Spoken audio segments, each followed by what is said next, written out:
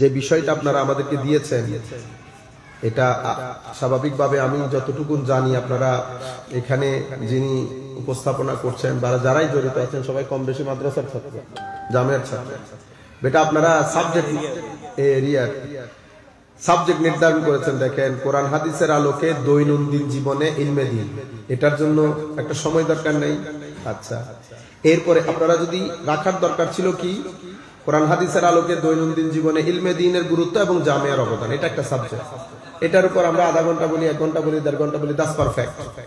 এরপরে আবার ঢুকাইছেন ওখানে বিশ্ব মুসলিমের বর্তমান পরিস্থিতি, যুব সমাজের করণীয়। বেটা আমি এখানে আপনারা যদি চান সারা রাত বসবেন, আমার কোনো অসুবিধা নেই, আমি বিসমিল্লাহ আলহামদুলিল্লাহ করে শুরু করতে পারবো। সাবজেক্ট নির্ধারণ ভেরি ইম্পর্টেন্ট। নেক্সট ডে এটা বেটা শুধু আপনি লিখে দিলাম হয়ে গেল এরকম না। সাবজেক্ট নির্ধারণ একটা গুরুত্বপূর্ণ বিষয়, এটা একটা কনস্ট্রাকটিভ কম্প্রিহেন্সিভ কাজ। সুতরাং এই কাজগুলো একজনকে হালকা করে একজনকে ভারী করে। আশা করব এই কাজগুলো আপনারা ভবিষ্যতে করবেন না। তবু আপনারা যেহেতু করেছেন, দিয়েছেন, আমি মিলাই জুলাই আল্লাহ পাক যতটুকু তৌফিক দান করেন। সম্মানিত উপস্থিতি, বিষয় যেহেতু লম্বা, আমরা ইদার উদারের কথা না বলে এতক্ষণ পর্যন্ত যিনি আপনাদেরকে আলোচনা শুনিয়েছেন, দোয়া করি আল্লাহ রাব্বুল আলামিন হুজুরের ইলম, হুজুরের হিলম, হুজুরের হিকমত, হায়াত, রিজক সবকিছুর মধ্যে আল্লাহ যেন লক্ষ কোটি বরকত দান করেন। আপনারা হয়তো অনেকে চিনেন না, উনি ভালো শিক্ষক, উনি জামিয়ার, এবং আমাদের সময়কালে আমরা যখন জামিয়াতে পড়তেছি আমাদের ক্লাসে সবচেয়ে ভালো ছাত্র। আপনারা চুপ করে আছেন, অ্যাপ্রিশিয়েট করেন, সুবহানাল্লাহ আলহামদুলিল্লাহ কিছু একটা বলেন, কি বলবেন তো আমি জানি না।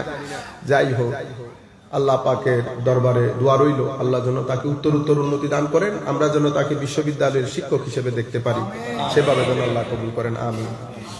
সম্মানিত উপস্থিতি, আমরা এখান থেকে কথাটা শুরু করি, নিচ থেকে। এখন আমরা কোন পরিস্থিতিতে আছি? বর্তমানে আমাদের সামনে দুইটা বড় চ্যালেঞ্জ। আমি যদি আরো সংক্ষিপ্ত আকারে বলি তো, লা ইলাহা ইল্লাল্লাহ মুহাম্মাদুর রাসূলুল্লাহ, এটা আমাদের কালিমার প্রাণ।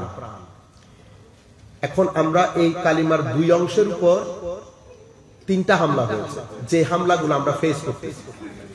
প্রথম হামলা যেটা হয়েছে, এটা কলমার প্রথম অংশের উপর, লা ইলাহা ইল্লাল্লাহ। লা ইলাহা ইল্লাল্লাহর উপর যে হামলা হয়েছে, এটা হচ্ছে এইটিজমের হামলা। এটা হচ্ছে পৃথিবীর সেকুলার মুভমেন্টের হামলা। পৃথিবী বিজ্ঞান, যুক্তি এবং দর্শন এবং আধুনিকতা, এই 4টা ইনস্ট্রুমেন্ট দিয়ে পৃথিবীকে বুঝাতে এবং যুব সমাজকে কনভিন্স করতে সক্ষম হয়েছে যে বর্তমান পৃথিবীতে ধর্মের কোনো প্রয়োজন নাই। আপনারা বুঝতে পেরেছেন? এটা পুরো ওয়ার্ল্ড ওয়াইড, ঢাকা বিশ্ববিদ্যালয় থেকে চট্টগ্রাম বিশ্ববিদ্যালয়ে ভালো ভালো সাবজেক্ট যারা পড়ে, বিভিন্ন কলেজে যারা ভালো ভালো সাবজেক্ট পড়ে, এখন আমাদের ছেলেরা প্রথম যে সমস্যায় পড়ে যায়, বিভিন্ন দর্শন তাদেরকে করে, বিভিন্ন দর্শনের সংগঠন কাজ করে, তাদেরকে এটা কনভিন্স করে ফেলে যে আমাদের এখানে ধর্মে, অথবা আপনাকে এটা বুঝাতে সক্ষম হয় যে যার কারণে আমাদের আকীদার গ্রিপটা লুজ হয়ে যায়। আমরা আখিরাত বিশ্বাস করি, কিন্তু আখিরাতের যে বিশ্বাস, যেটা আমার জীবন পরিবর্তন করার কথা, সেটা করছে না, আমাদের গ্রিপটাকে লুজ করে দিচ্ছে। সেই কারণে 24 আওয়ার্সের মধ্যে আমরা প্রত্যেকে যদি আমাদের জীবনের লিস্টটা দেখি, দেখবেন এখানে আল্লাহ রাসূল পরকালের কোনো স্থান নাই। আমি চাকরি করি, চাকরি থেকে আসি, কাজে যাই, কাজ থেকে আসি, ফাঁকে ফাঁকে একটু টিভি দেখি, যখন আজান করে টিভিটা পজ দিয়ে বন্ধ করে না, পজ দিয়ে নামাজে দাঁড়াই 2-3 মিনিটে সিজদা দিয়ে আবার নাটক দেখে বা টিভি সিনেমা বা খবর দেখে বিসমিল্লাহ করে শুয়ে পড়ি। এটা আমার জীবন। কিন্তু আমি যে এটা একটা সফর, এই সফরের মধ্যে আমার ব্যাগ পুরাতে হবে। আমরা 2-3 বছর পর যখন কাতার কুয়েত থেকে আসেন, আপনি যদি ডং ডং করে চলে আসেন, এটা আপনার জন্য বিরক্তিকর, ঘরের জন্য বিরক্তিকর। সবাই তো হাতের দিকে দেখে থাকে, ঠিক না? ব্যাগ কত ভারী। আপনি যদি এমনি করে ব্যাগ খুলেন, আপনার স্ত্রীও খুশি হবে না, মাও খুশি হন না, বাবাও খুশি হন না। সবাই চান যে কিছু একটা নিয়ে আসেন, যে কিছুই হোক। এতদিনের সফর শেষে যখন আমি কবরের মধ্যে যাব, আমার আল্লাহ চাইবেন না যে কিছু নিয়ে আই। আমরা যদি একবারে ডং ডং করে চলে যাই, তো এখন আমরা যে মুভমেন্ট চলতেছে, আমি জানি না এটা বললে, তবু আপনারা যেহেতু বলেছেন আমি বলে ফেলি, বুঝেন না বুঝেন, কলেজ ইউনিভার্সিটির ছেলেরা তো বুঝতে পারবে। বর্তমান পৃথিবীতে একটা মুভমেন্ট চলতেছে, এটাকে আমরা বলি মুভমেন্ট অফ সেকুলারাইজেশন, অথবা এটাকে যদি আরো কনস্ট্রিক্ট করে বলি, কনডেন্স করে বলি, তাইলে বলবো মুভমেন্ট অফ ওয়েস্টার্নাইজেশন। ওয়েস্টার্নাইজেশন মানে আপনি পৃথিবীর যেই প্রান্তেই থাকেন, খান, কোনো অসুবিধা নাই, কিন্তু চিন্তা করবেন আমার মতো, খাবেন আমার মতো, ঘুমাবেন আমার মতো, ধর্মচর্চা করবেনও আমার মতো, আপনার জীবন যাপন করবেন আমার মতো, পৃথিবীর যে প্রান্তে আপনি থাকেন। এই মুভমেন্টকে চার ভাবে সাজানো হয়েছে। একটাকে আমরা বলি secularisation of culture, secularisation of power, secularisation of knowledge, secularisation of morality.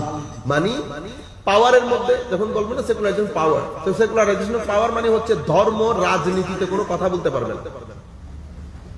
Secularisation of knowledge তার মানে বিজ্ঞান জ্ঞান যা মন চাই করবে, ওখানে ধর্মের কোনো ক্যাপসলক থাকবে না।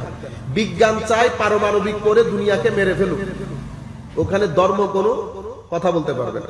সেকুলারাইজেশন অফ কালচার, কালচারালি আমি যাই করি, ধর্ম এখানে কথা বলতে পারবে না। আপনারা জিনিসগুলা দেখতেছেন তো, মানে প্রতিফলন গুলা দেখতেছেন। সেকুলারাইজেশন অফ মোরালিটি মানে আপনার নৈতিকতা, নৈতিকতা এটা আপনি ধর্ম ঠিক করবেন, এটা আমি ঠিক করব, কোনটা নৈতিকতা কোনটা নৈতিকতা নয়।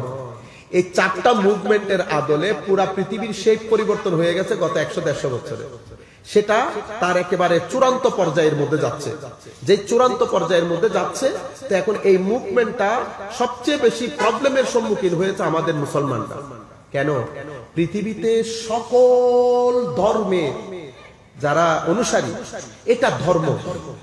আমাদের এখানে ইন্টেলেকচুয়ালসরা টিভি টকশোর মধ্যে বলে না যে ধর্মের মধ্যে ধর্ম কেন রাজনীতিতে আসবে? কথা তো ঠিক, উনি অসত্য বলেন না। কারণ ধর্ম রাজনীতির কথা বলতে পারবে না। কেন? কারণ ধর্ম হচ্ছে নীতি নৈতিকতা, ইবাদত আর কিছু ধর্মের বিধিনিষেধ। আমরা কি করি? দিন মানি ধর্ম মনে করি। দিনের বাংলা অনুবাদ কিন্তু ধর্ম না। দিনের বাংলা অনুবাদ যদি ধর্ম করেন তো ভুল হবে। দিনকে ইংরেজিতে যদি রিলিজিয়ন বলেন সেটাও ভুল হবে। তা আমরা রিলিজিয়ন বলি। এখন ওয়েস্টার্ন পশ্চিমা বিশ্বের লোকেরা বলে যে রিলিজিয়নের সম্পর্ক কি রাজনীতির সাথে? ও তো কথা ঠিক বলতেছে, কারণ রিলিজিয়ন এবং ধর্ম মানে হচ্ছে নীতি নৈতিকতা, ইবাদত রিয়াজত। তো ইবাদত রিয়াজতের সাথে রাজনীতির সম্পর্ক কি? কথা তো ঠিক। ও ঠিক হচ্ছে কখন? আমি যখন বলতেছি দিন মানি ধর্ম না, দিন মানি রিলিজিয়নও না। আপনি ভুল করছেন। আপনারা যারা আছেন গুগল করেন, গুগলের মধ্যে রিলিজিয়ন লিখে দিলে দেখবেন এই মিনিং গুলো আসবে, রিচুয়ালস, ওয়ার্শিপ, ধর্মীয় বিধিনিষেধ, সোশ্যাল কাজ। এখন তাহলে আমাদেরটা কি? আমাদেরটা দিন। দিন মানি দিন একটা বিশাল গাছের নাম। রব্বানা আতিনা ফিদ দুনিয়া হাসানা ওয়া ফিল আখিরাতে হাসানা। আমার দুনিয়ার কল্যাণ এবং আখিরাতের কল্যাণ। তো দুনিয়ার কল্যাণ যদি দিন আমার জন্য এনশোর করতে না পারেন, তাহলে দিন দিন হবে না। তো দুনিয়ার কল্যাণ কিসের মধ্যে নিহিত? খাওয়া দাওয়ার মধ্যে না। এখন আপনাকে জানতে হবে আমার কল্যাণ কোথায়, আমার কল্যাণ কি। আপনি যদি কল্যাণ বুঝতে চান তাহলে আগে নিজেকে নিজে জানতে হবে। আমি কি? আমি মানুষ, আমার কি কি জিনিস আছে? আমাকে আল্লাহ আকল দিয়েছেন, আমাকে আল্লাহ রূহ, কলব, নফস দিয়েছেন, এখানে ভিতরের সেটিং। আমাকে আল্লাহ পেট দিয়েছেন। এই তিনটা ক্ষুধা যদি আমি নিবারণ করতে না পারি, ঠিক আছে, তাহলে দুনিয়ার কল্যাণ এবং আখিরাতের কল্যাণ সাধন হবে না। আচ্ছা, তাহলে আপনি কিভাবে ক্ষুধা নিবারণ করবেন? আপনি পেটের ক্ষুধা যদি নিবারণ করতে চান, তো পেটকে পেটের চাহিদা অনুযায়ী খাদ্য দিতে হবে। এখন আপনি যদি সুগারের রোগী হয়ে 3টা ভাপা পিঠা পুরা এক বাউল রসের সাথে খাইয়া ফেলেন, পেট প্রটেস্ট করবে। আপনার সুগার বেড়ে যায় না? এটা হচ্ছে পেটের প্রটেস্ট। পেট প্রতিবাদ করে। আল্লাহর দুনিয়ার মধ্যে এক ইনসান সে একটু ইদার উদার হলে প্রতিবাদ করে, কারণ তার শরীরই প্রতিবাদ করে। আপনি অ্যাসিডিটি আছে, যেটাকে আপনারা কি বলেন? গ্যাস্ট্রিক। অ্যাসিডিটি যাদের ভিতরে আছে, উনি যদি চানাচুর খেয়ে ফেলেন এক বাউল, তো অটোমেটিক্যালি প্রটেস্ট হবে। তো পেট যেমন প্রটেস্ট করে, অথচ আপনি খাদ্য দিয়েছেন কিন্তু খাদ্য পারফেক্টলি দেন নাই। তো খাদ্য পারফেক্টলি না দেওয়ার কারণে পেট প্রটেস্ট করেছে। এখন আমাকে জানতে হবে না সিনার খাদ্য কি? সিনারও তো খাদ্য আছে। সিনার খাদ্য কি? আপনি যদি সিনার খাদ্য না দেন, সিনা প্রটেস্ট করবে। ব্রেইনের খাদ্য না দিলে ব্রেইন প্রটেস্ট করবে। পেটের খাদ্য যদি পারফেক্টলি না দেন, আপনি দুর্বল হবেন। আবার যদি পরিমিত মানে ব্যালেন্স ডায়েট না করে যদি আপনি এক্সিড করেন, সীমা লঙ্ঘন করেন, এই প্রটেস্ট করবে। এই যদি প্রটেস্ট করে আপনার শরীরের মধ্যে রোগবালাই বেড়ে যাবে, প্রেসার বেড়ে যাবে, আপনার ওই যে ডায়াবেটিস বেড়ে যাবে, এই ধরনের জিনিসগুলো বেড়ে যাবে। এটা হচ্ছে প্রটেস্ট প্যাকেজ। এরপরে আপনার বুকের খাদ্য, সিনার খাদ্য, আপনি যদি সিনার খাদ্য না দেন তো সিনা প্রটেস্ট করবে। সিনা প্রটেস্ট করলে কি হয়? সিনা দুই ভাবে প্রটেস্ট করে। একটা প্রটেস্ট করলে আপনার জন্য ক্ষতি, আর একটা প্রটেস্ট করলে সমাজের জন্য ক্ষতি। সিনা যদি প্রটেস্ট করে নিজের জন্য ক্ষতি কোনটা? সে আপনাকে ডিপ্রেস করে ফেলবে, হতাশা আপনাকে পেয়ে বসবে, মেন্টাল অ্যাংজাইটি পেয়ে বসবে আপনার। অ্যাংজাইটি মানে হতাশা, মানে বর্তমান পৃথিবীর সবচেয়ে খতরনাক জিনিসের নাম হতাশা। এটা আপনারা জানেন।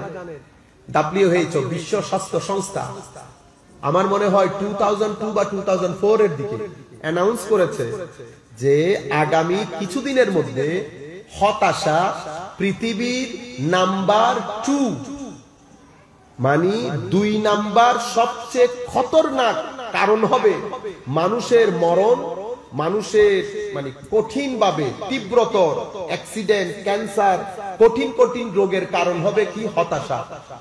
আনফরচুনেটলি ওরা বলেছে 4 বছর পরে, এটা দ্য ভেরি নেক্সট ইয়ার, পরবর্তী বছর এটি হয়ে গেছে 2 নাম্বার, এখন হয়ে গেছে 1 নাম্বার।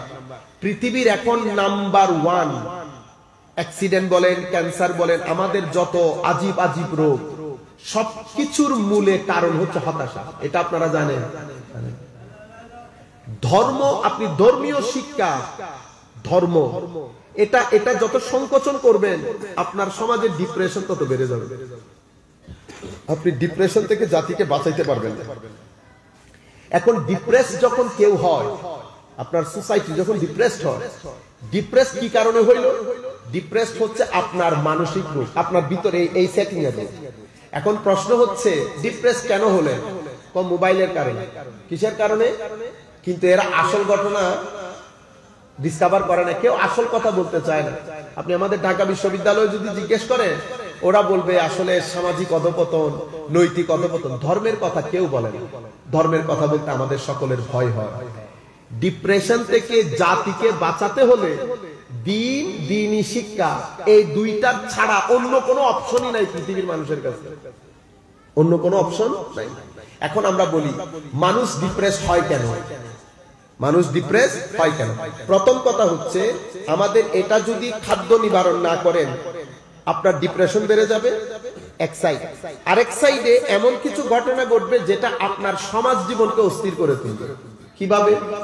আপনি যদি, আপনার এখানে 2টা গ্রাম আছে, 2টা গ্রাম, একটা গন্ধযুক্ত, একটা সুগন্ধি, একটার মধ্যে সুগন্ধ আছে, একটা অতিমাত্র গন্ধযুক্ত। যেটা গন্ধযুক্ত গ্রাম, সেই গ্রামের মিনিস্টার হচ্ছে শয়তান, নফস। এটাতে দুনিয়ার খাহেসাত বলেন, লালসা বলেন, লোভ বলেন, অশ্লীলতা বলেন, যত ধরনের কারণে পৃথিবীর মধ্যে ক্রাইম রেট হয়, বাড়ে, ক্রাইম হয়, সবকিছুর মূলে হচ্ছে ডিজায়ার, আপনার লালসা, অশ্লীলতা। এটা আপনার ভিতরের একটা গ্রাম। আপনার ভিতরে আরো একটা গ্রাম আছে, এই গ্রামকে বলে হায় হায় রুহের গ্রাম। আল্লাহ আপনার ভিতরে নফস দান করেছে, আল্লাহ আপনার ভিতরে রুহ দান করেছে। পুরা রাষ্ট্রটা হচ্ছে কলবে। কলব বেচারা চুপ করে থাকে, রুহ বেচারা দুর্বল হয়ে থাকে যদি আপনি নফসকে ঘষা মাজা না করেন। তা আমার আল্লাহ আমাদেরকে টার্গেট দিয়েছে কি? আমাদের টার্গেট হচ্ছে আমি অবশ্যই এই পৃথিবীতে যত বছর আমি থাকি, আমি অবশ্যই আল্লাহকে সন্তুষ্ট করতে হবে। এখন আল্লাহর সন্তুষ্টির জন্য আমাকে আল্লাহর ইবাদত করতে হবে। আল্লাহর ইবাদত যদি আল্লাহর দরবারে গ্রহণযোগ্য করতে চাই, আমি অবশ্যই নফসের গ্রাম থেকে সফর করে রুহের গ্রামে আসতে হবে। এটাকে তাসকিয়ায়ে নফস বলে। কি বলে? মানে আপনার ভিতরের পরিশোধন, মানে কলসির ভিতরে ধৌত করে অতঃপর কলসির ভিতরে পানি নেওয়া। এখন কলসির ভিতরে যদি ময়লা থাকে, বাইরে যতই চকচক করুক, বাইরে চকচক করতেছে না, দেখতে কত সুন্দর, বুজুর্গের মতো লাগে, ঠিক না? এখন এটা আপনার জন্য বুজুর্গি। আমার আল্লাহ আমাকে বুজুর্গ বলবেন কখন? যখন আমার কলসির ভিতরটা পরিষ্কার থাকবে। যখন কলসির ভিতর পরিষ্কার হবে আল্লাহ মারেফতের পানি ডালে, তখন আপনিও তো পানি নেন। কলসির ভিতরে যদি ময়লা থাকে আপনি পানি নিবেন না। আমার গ্লাসের ভিতরে যদি ময়লা থাকে, বাইরে খুব চকচক চকচক করতেছে, ভিতরে ময়লা, আপনি দুধ ডালবেন? আপনি মানুষ হয়ে ময়লাযুক্ত গ্লাসে দুধ ডালেন না, আমার আল্লাহ হয়ে ময়লাযুক্ত কলবের মধ্যে রুহানিয়তে মারেফতের পানি ঢালবেন? এটার সাথে বাইরের কোনো সম্পর্ক না। বাইরে আমাকে দেখতেছেন না, এখন মানুষ কত বুজুর্গের মতো মনে করে। আসল জিনিস আমার নবী হাদিসে পাকের মধ্যে ইরশাদ করছেন, ইন্নাল্লাহা লা ইয়ানজুরু ইলা যাওয়াহিরি, অন্য রাওয়ায়াতের মধ্যে বলছেন ইন্নাল্লাহা লা ইয়ানজুরু ইলা আজসামিকুম বাল ইয়ানজুরু ইলা কুলুবিকুম ওয়া আমালিকুম। আমার আল্লাহর দৃষ্টি কখনো মানুষের বাইরের দিকে না, বাহিরটা হ্যান্ডেল করে মানুষ। এই জন্য মানুষ বাহির হ্যান্ডেল করে, মানুষকে অ্যাপ্রিশিয়েট করে। আমার আল্লাহ অ্যাপ্রিশিয়েট করে ভিতর সুন্দর হলে। বাইরে আপনি কি সালা পরে আছেন না পরেন না, ইট ডাজন্ট ম্যাটার, ভিতর সুন্দর, তাহলে তখন আমার আল্লাহ বলে wow how smart you are, আপনাকে কত স্মার্ট লাগতেছে। আমার আল্লাহ যাকে স্মার্ট বলে তাকে আমরা আমাদের ভাষায় ওলি বলি। কি বলি? ওলি। আমার আল্লাহ যাকে বাইরে বলে ভিতরের স্মার্ট, মানে খুব দারুণ পরিষ্কার, এদেরকে আমরা আমাদের ভাষায় আল্লাহর ওলি বলি। আপনারা বুঝতে পেরেছেন? এখন তো আমার এই নফস, আমার এই ভিতরের শহর, আমি যদি এখান থেকে সফর করে রুহের গ্রামের মধ্যে, শহরের মধ্যে না আসি, কিসের মাধ্যমে? তাসকিয়ার মাধ্যমে। কিসের মাধ্যমে? তাওবার মাধ্যমে। কিসের মাধ্যমে? তাহারাতের মাধ্যমে। এজন্য আমার আল্লাহ বলছেন ইন্নাল্লাহা ইউহিব্বুত তাওয়াবিন ওয়া ইউহিব্বুল মুতাতাহহিরিন। আমার আল্লাহ তাওয়াবকে এবং মুতাতাহহিরকে ভালোবাসেন। তাওয়াবকে যারা বারবার দৌড় দেয়, কোত্থেকে? ওই গ্রাম থেকে। আমার নবী হাদিসে পাকের মধ্যে বলছেন আল মুহাজির মান হাজারা মা নাহাল্লাহু আনহু আও কামা ক্বালা নবী সাল্লাল্লাহু আলাইহি ওয়াসাল্লাম। মুহাজির মানে ইমিগ্রেন্ট। আমরা ইমিগ্রেন্ট হয়ে আমেরিকায় চলে যাই না। আমার নবী বলছেন মুহাজির হচ্ছে সেই ব্যক্তি, ইমিগ্রেন্ট সেই ব্যক্তি, যেই ব্যক্তি নফসের গ্রাম থেকে বের হয়ে রুহের গ্রামে চলে আসে। আপনি যদি বের হতে পারেন, বাকিটা আমার আল্লাহ দেখেন। আমি আপনাদেরকে একটা एग्जांपल দিই। বনি ইসরাইলের এক ব্যক্তি, আমার নবী ইরশাদ করেছেন বুখারী শরীফের riwayat, sofa if I don't make mistake. আমার নবী বলছেন বনি ইসরাইলের এক ব্যক্তি হত্যা করতে করতে 99 জনকে হত্যা করেছে। হত্যা করার পরে হয় না, মানুষের ভিতরে অ্যাওয়ারনেস চলে এসেছে, কোনো কারণে, কোন একজনের সুবতের কারণে এসেছে। উনি তখন চিন্তা করলেন আল্লাহর দরবারে তওবা করব। তো তওবা করার জন্য উনি এক আলেমের কাছে গেছেন, জিজ্ঞেস করছে যে আমি এরকম 99টা কতল করেছি, হাল্লি মিন তওবা, আমার জন্য কি তওবার দরজা, আমার তওবা নসিব হতে পারে? উনি তো শুনে জিপায় কামড় দিয়ে ফেলছে। কি বলো, হাউ ইউ টকিং অ্যাবাউট? 99 জন কতল করেছেন, আপনি এখনো তওবার চিন্তা করতেছেন? তো না, আল্লাহ আপনাকে ক্ষমা করবে না। এটা বলার দের উনি বলতেছে ক্ষমা যেহেতু করবে না, তাইলে আমি আপনাকে সহবান 100 জন পূর্ণ করি। উনি 100 জন পূর্ণ করেছেন। এই কথা বলাটা উনার উচিত হয় না। হযরতে আমার নবীও নিষেধ করেছেন, আল্লাহ আপনাকে ক্ষমা করবেন না, এই কথা বলতে আমার নবী নিষেধ করেছেন। ইমাম ইবনে কাসির অসংখ্য হাদিস শরীফ এনেছে, ইন্নাল্লাহা লা ইয়াগফিরু আন ইউশরাকা বিহি ওয়া ইয়াগফিরু মা দুনা যালিকা লিমান ইয়াশা। এই আয়াতের ব্যাখ্যা, এই হাদিসগুলো শরীফগুলো এনেছে। এক ব্যক্তিকে আল্লাহ জাহান্নাম দিয়েছেন, অথচ সে দিনের বেলায় ইবাদত করত, দিনের বেলায় রোজা রাখতো, রাতের বেলায় ইবাদত করত, শুধু একটা কারণে, উনি তার বন্ধুকে বলেছে আল্লাহ কশিন কালেও তোমাকে ক্ষমা করবে না। এই কথা বলার কারণে কে কোন কথাতে আটকে যায়, কে কোন কথাতে পার পেয়ে যায়, আল্লাহ পাক ভালো জানেন।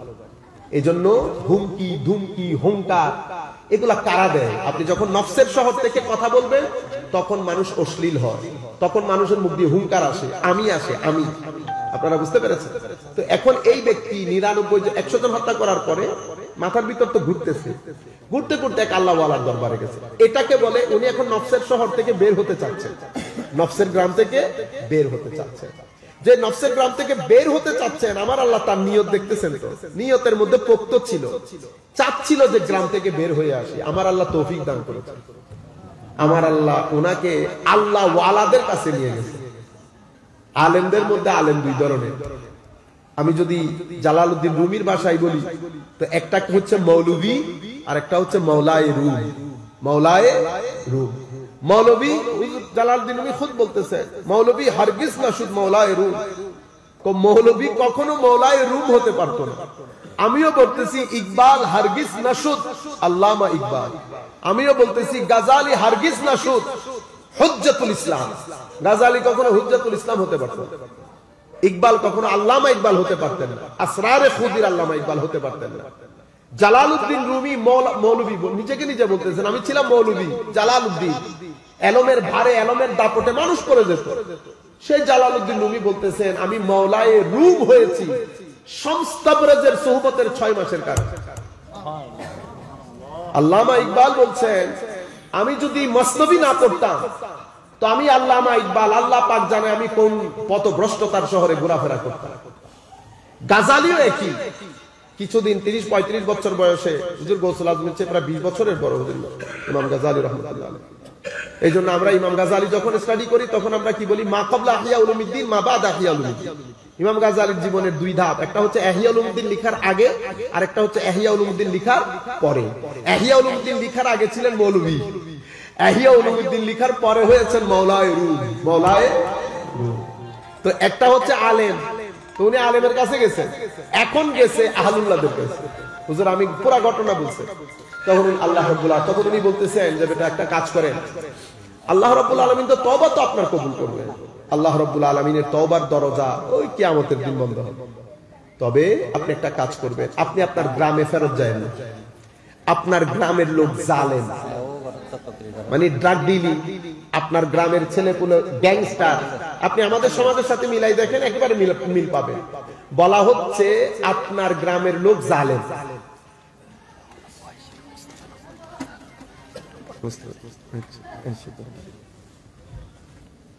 হাসান নাম্বারটা দিয়ে দাও। তো আমি বলতে চাচ্ছিলাম এখন তো উনি বলতেছেন তোমার গ্রামের লোক জালেম, তুমি গ্রামে ফেরত যাও। অমুক গ্রামের মধ্যে এক ব্যক্তি, এখানে 3-4 জন লোক আছে আহলুল্লাহ, তুমি তাদের কাছে চলে যাও। আমি হাদিস বলাটা মুখ্য উদ্দেশ্য, আমি আপনাদেরকে বোঝাতে চাচ্ছি নফসের গ্রাম থেকে রুহের গ্রামে সফর কেমনে করে। এই ব্যক্তি এত কিছু করার পরেও যখন সে নফসের গ্রাম থেকে বের হওয়ার নিয়ত করেছে, আমার আল্লাহ তাকে তৌফিকও দিয়েছে, এবং প্রতিমধ্যে ব্যক্তি মারা যান। মারা যাওয়ার সময় আল্লাহ রহমতের ফেরেশতা, গজবের 2 ফেরেশতা একসাথে আসে। আমার আল্লাহ রুহের গ্রামে যারা সফর করে মুসাফির, তাদেরকে কি পরিমাণ গুরুত্ব দেন এবং মুক্তি দান করেন, এই হাদিস তার উজ্জ্বল দৃষ্টান্ত। কিন্তু এই হাদিস ফুল বলতে গেলে আমার অনেক সময় লেগে যাবে। আমি জাস্ট আপনাকে বোঝাতে চাচ্ছি যে নফসের গ্রাম থেকে এভাবে বের হয়ে আসে রুহের গ্রামে। আপনার জীবনে ব্ল্যাক ডট থাকবে, সবার জীবনে থাকে। আমরা কোনো এই কি বলে আটলান্টিক মহাসাগর থেকে উঠে আসি না, সব মানুষ একরকম। কিন্তু একটা জিনিস আজকের পরে বাসায় গিয়ে চিন্তা করে দেখবেন যে এটা আপনার সাথে যাচ্ছে কিনা। যদি আপনি মনে করেন, আমি মনে করি আমি এখনো নফসের গ্রামে বসবাস করি, তো আজকে আমরা বাসায় গিয়ে আমরা নিজেরা দেখবো আমাদের বসবাস নফসের গ্রামে কিনা। কিভাবে বুঝবেন? যারা নফসের গ্রামে বসবাস করে তাদের চোখ আনকন্ট্রোলড হয়, এটা পাগলা ঘোড়ার মতো হয়, যেখানে সেখানে এটা চলে যায়। এভাবে আপনি বুঝবেন আমি নফসের গ্রামে আছি। যারা নফসের গ্রামে থাকে তাদের জবান দিয়ে 2টা জিনিস হয়, গালি বের হবে, পরনিন্দা বের হবে, হারাম হালালের কোনো তোয়াক্কা থাকবে না। নফসের গ্রামে থাকলে ঘটনাগুলো ঘটে। নফসের গ্রামে থাকলে মুখ অনেক বাজে হয়। আমার নবী সাল্লাল্লাহু আলাইহি ওয়াসাল্লাম বলেছেন 4টা জিনিস, যে নফসের গ্রামে থাকলে বেচারা নিরেট মুনাফিক হয়। ওই মুখ দিয়ে মিথ্যা বের হবে আর অনবরত, ওয়াদার খেলাফ করবে, ওয়া ইযতুমিনা খান, আমানতের খেয়ানত করবে, ওয়া ইযা খাসামা ফাজারা, যদি ঝগড়া করে অশ্রাব্য ভাষায় গালিগালাজ করবে। এই 4টা জিনিস হচ্ছে আপনার নফসের গ্রামে থাকার একেবারে পারফেক্ট ডেমনস্ট্রেশন। আপনার জবানের মধ্যে আনকন্ট্রোলড হবে, চোখ আনকন্ট্রোলড হবে, আপনার পেটের মধ্যে হারাম যাবে, তখন আপনি বুঝতে পারবেন। আর আখলাকের মধ্যে শেপ যেটা হয়, ইজিলি হিংসা থাকবে, অহংকার থাকবে, অশ্লীল থাকবেন, কঞ্জুস থাকে, মানুষের সাথে ইন্টারঅ্যাক্ট করতে পারে না, মানুষকে সম্মান করতে পারে না, মানুষকে ঠকায়, জুলম করে। আপনি যখন এই অবস্থার মধ্যে থাকবেন তো আপনি বুঝতে পারবেন যে আপনি নফসের গ্রামে আছেন। একটা রাষ্ট্রের মধ্যে, একটা গ্রামের মধ্যে 10 জন মানুষ নফসের গ্রামে থাকলে গ্রামের মধ্যে শান্তি প্রতিষ্ঠা করা দুরূহ হয়ে যায়। কিন্তু একটা গ্রামের মধ্যে যদি 99% মানুষ নফসের গ্রামে থাকে, সে দেশের মসজিদ বিরান হয়ে গেছে। আপনারা বুঝতে পারতেছেন? এখন আমরা প্রত্যেক ব্যক্তি আমরা নিজের দিকে নিজে তাকালে আমরা বুঝতে পারবো আমরা নফসের গ্রামে আছি কিনা। আমার মাধ্যমে আরেকটা মানুষ প্রতারিত হচ্ছে কিনা, আমি জুলমের সাথে জড়িত কিনা, আমি মিথ্যা বলি কিনা, আমি গালাগালি করি কিনা, আমি মানুষকে ঠকাতে চাই কিনা। 3-4 দিন আগে একটা ভিডিও আমার ছেলেরা দিছে আমাকে, দেখে আমি ইন্নালিল্লাহ। এক ভদ্রলোক, আমার মনে হচ্ছে উনি জয়েন্ট সেক্রেটারি বা এই ধরনের কোন একটা পোস্টের লোক, উনি প্রধান শিক্ষকদের মজলিসে বলতেছেন, আছেন কোন প্রধান শিক্ষক স্কুলে যিনি নিশ্চিন্তে বলতে পারবেন যে আমি দুর্নীতি মুক্ত, বলে অ্যাসিস্ট্যান্ট টিচার সহকারী শিক্ষক বলতে পারবেন যেহেতু উনি সুযোগ পান নাই, সুযোগ পাইলে উনি ওই কাজে থাকতেন। একটা রাষ্ট্রে স্কুলের প্রধান শিক্ষক বলতে পারে নাই আমি দুর্নীতিমুক্ত। আপনারা বুঝতে পারতেছেন? সবাই মিলে নফসের গ্রামে, আমাদের দরকার কালেকটিভলি সবাই মিলে আল্লাহর দরবারে তওবা করা। আমরা যতক্ষণ পর্যন্ত রুহের গ্রামে সফর না করব, আমার আল্লাহর রহমতের বাড়িদার আমাদের উপর পড়বে না।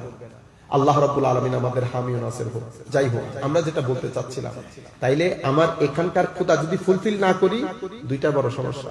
একটা সমস্যা হচ্ছে ডিপ্রেশন, আর একটা সমস্যা হচ্ছে নফস যখন ফুলে উঠে, তো আপনার ভিতরে একটা ডিজায়ার দিচ্ছেন আল্লাহ, লালসা। এই লালসা যখন এখান থেকে বের হয়, আপনার রাষ্ট্রের মধ্যে অটোমেটিক্যালি কয়েকটা জিনিস বেড়ে যাবে। রেপ বেড়ে যাবে, ড্রাগ ডিলিং বেড়ে যাবে, বিবাহ বিচ্ছেদ বেড়ে যাবে, অশ্লীলতা বেড়ে যাবে। এগুলো সবকিছুর মূলে আপনার ভিতর, আপনি ভিতরের খাদ্য দেন নাই। তৃতীয় জিনিস হচ্ছে আপনার ব্রেইনের খাদ্য। আচ্ছা, ব্রেইনের খাদ্য কি? ব্রেইনের খাদ্য হচ্ছে তাফাক্কুর এবং তাদাব্বুর, চিন্তা করা যে কোনো বিষয় নিয়ে, আল্লাহর সৃষ্টির প্রতি দৃষ্টি দেওয়া, গ্রিনারি দেখা, সমুদ্র দেখা, পাহাড় দেখা। এগুলো বেটা আপনারা দেখা বন্ধ করে দিচ্ছেন, সারাদিন ওইটার ভিতর এমনি এমনি করে। আসতেছেন ধরেন সিলেট থেকে, ট্রেনে উঠেছেন, কত সুন্দর সিনারি। এই সিনারি গুলা আপনি মনে করতেছেন শুধু এগুলো দেখার বিষয় না, আপনার চোখ দেখবে, এটা আপনার ভিতরে শান্তি দেবে, আপনার ব্রেইনকে খুলবে। এগুলার সাথে আপনার ব্রেইনের, আপনার ভিতরের জগতের সাবকনশিয়াস মাইন্ডের সাথে সম্পৃক্ত। এখন আপনি সব বাদ দিয়ে ফেলছেন, আপনি এমনি এমনি করতেছেন। কখন সিলেট থেকে চট্টগ্রাম চলে আসতেন আপনি জানেনও না। এভাবে আমরা দিন বদিন আমাদের জীবনটাকে নষ্ট করে দিচ্ছি, ধ্বংসের অতল তলে তলিয়ে দিচ্ছি। এখন এটারও খাদ্য দরকার। আপনি পেটের খাদ্য দিলেন, উল্টা পাল্টা প্রটেস্ট করে। এটার খাদ্য যদি না দেন, তো এটাও প্রটেস্ট করে। কি প্রটেস্ট করে সেটাও বুঝছেন। এখন প্রশ্ন হচ্ছে এটার খাদ্য কি? পেটের খাদ্য তো আপনি কিনে আনছেন, তো এটার খাদ্য কোত্থেকে দিবেন? এটার খাদ্য হচ্ছে হায় হায় জিক্রে ইলাহি। জিক্রে ইলাহি মানে শুধু আল্লাহ আল্লাহ করা না, জিক্রে ইলাহি মানে নবী কর্তৃক আনিত দিন, শরীয়ত, কোরআন, সবকিছু পুরা প্যাকেজ। মিনান নাবিয়িনা ওয়াস সিদ্দিকিনা ওয়াস শুহাদাই ওয়াস সালিহিন, পুরা প্যাকেজ হচ্ছে এখানকার শান্তির একমাত্র খাদ্য। আপনি তো এই খাদ্য জিক্রে ইলাহি, শরীয়তে ইলাহি, কোরআন, আমার নবী, এগুলা কিন্তু আপনাকে ঢাকা বিশ্ববিদ্যালয়ে পড়ায় না, এগুলা চিটাং বিশ্ববিদ্যালয়ে পড়ায়। ঢাকা বিশ্ব, আমি আপনাকে একটা ফাইন এক্সাম্পল দিলে আপনি জিনিসটা বুঝতে পারবেন। অক্সফোর্ড বলেন, ক্যামব্রিজ বলেন, এমআইটি বলেন, হার্ভার্ড বলেন, এগুলা কি আপনারা তো কেউ কেউ জানেন, সবাই না জানলেও। হার্ভার্ড বিশ্ববিদ্যালয়ে আমরা চিনি, অক্সফোর্ড আমরা চিনি, ক্যামব্রিজ আমরা চিনি। আচ্ছা, এই কোন ইউনিভার্সিটি কিন্তু আমাদের হাতে নাই, সব বড় বড় ইউনিভার্সিটি তাদের হাতে। তো যেই দেশে হার্ভার্ড, অক্সফোর্ড, ক্যামব্রিজ থাকে, সেই দেশে তো রেপ হওয়ার কথা না, ঠিক না? সে দেশে রেপও আকাশে, ড্রাগ ডিলিংও আকাশে, সুইসাইডও আকাশে, ঠিক আছে, বিবাহ বিচ্ছেদও আকাশে, ক্রাইম রেটও আকাশে। এখন প্রশ্ন হচ্ছে, এত বড় বড় বিশ্ববিদ্যালয়, এত বড় বড় রিসার্চ, নাসা ওখানে, তাইলে এগুলা কমে না কেন? তাইলে বোঝা যাচ্ছে আমাদের শিক্ষা ব্যবস্থার যেই স্কেজুয়াল, ওইটা আমার এখানকার খাদ্যকে ফুলফিল করছে না। তো এখানকার খাদ্য ফুলফিল করে কে? তো এখানকার খাদ্য ফুলফিল করে জামিয়া। আপনারা বুঝতে পারছেন? এখন আপনি যদি জামিয়াকে ধরে টান দেন, তো এখানকার খাদ্য পাবেন না। আমি জামিয়া বলতেছি যেহেতু এটা আমাদের মাদ্রাসা, আমি শুধু জামিয়া বলতেছি না, মাথায় রাখবেন, আমি বলতেছি মাদ্রাসা। জামিয়াতে যেহেতু আমরা পড়ছি, স্বাভাবিক আমরা জামিয়ার কথা বলবো, ঠিক আছে। কিন্তু আবার আপনারা কেউ যদি নেসারিয়ার ছাত্র হন, কেউ যদি সরসিনার ছাত্র হন, কেউ যদি এখানকার আমাদের পটিয়ার আহসানুল মাদ্রাসা, আহসানুল, সব মাদ্রাসা, সুবহানিয়া আলিয়া, গুলো বড় বড় মাদ্রাসা, সব আমাদের মাথার উপর। আমি আপনাকে জাস্ট একটা এক্সাম্পল দেওয়ার জন্য আমি যেখানে পড়ছি সেটার নাম দিচ্ছি। এখন আপনি যদি মাদ্রাসা, খানেকা, জুমার মিম্বর, এই তিনটা জায়গাকে লিমিট করে, অথবা এই তিনটা জায়গাকে আপনি যখন শিক্ষার স্কেজুয়াল বানাবেন, এই তিনজন প্রতিনিধি যদি আপনার অনবোর্ডে না থাকে, ঠিক আছে, তাহলে আপনি হযরত নূহ আলাইহিস সালামের নৌকায় উঠতে পারবেন না।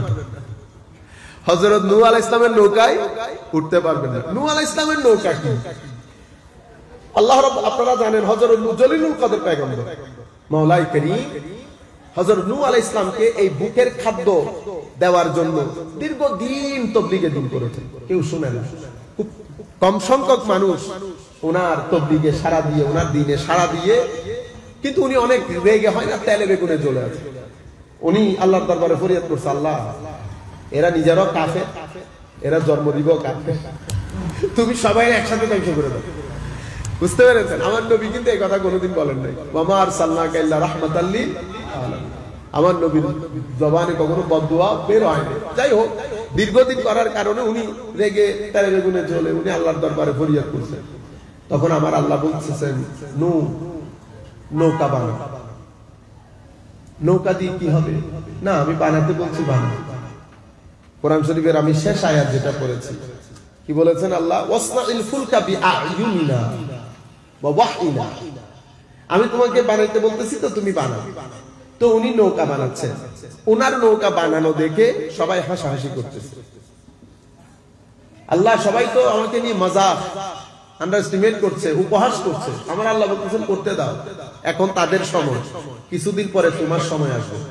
সেই কারণে কখনো আরেকজনকে, আরেক গ্রুপকে, অন্য কাউকে উপহাস করার চেষ্টা করিয়েন না। আমার আল্লাহ এক ব্যক্তিকে দীর্ঘদিন ড্রাইভিং সিটে রাখেন না। আপনি সারা জীবন কেউ গরিব থাকে না। আমার আল্লাহ প্রত্যেক ব্যক্তিকে একবার একবার সুযোগ দেয়। আজকে আমি গাড়িতে চড়ছি, তো আমার উচিত না আরেকজনকে কি করা, আন্ডার এস্টিমেট করা, ছোট করা। মাওলা বাস আমি আজকে চড়তেছি, আমার ছেলে গাড়িতে চড়বে এমন কোনো কথা না। কত শত লোক দাদা গাড়িতে চড়তো, নাতিরা এখন রিকশায় চড়ে না। কত শত লোক নাতিরা রাস্তায় হাঁটতো, দাদারা রাস্তায় হাঁটতো, নাতিরা এখন ল্যান্ড ক্রুজার চালায়। এটা আল্লাহর ধরতির নিয়ম। আল্লাহ প্রত্যেক ব্যক্তিকে একবার একবার করে সুযোগ দেয় পৃথিবীর স্টেজের মধ্যে পারফর্ম করার জন্য।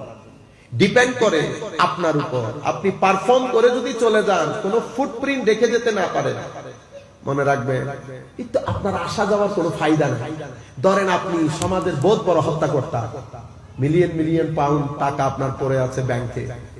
আপনার ঘরে যিনি আপনার গাড়ি চালান, একই ব্যাংকে তারও অ্যাকাউন্ট আছে।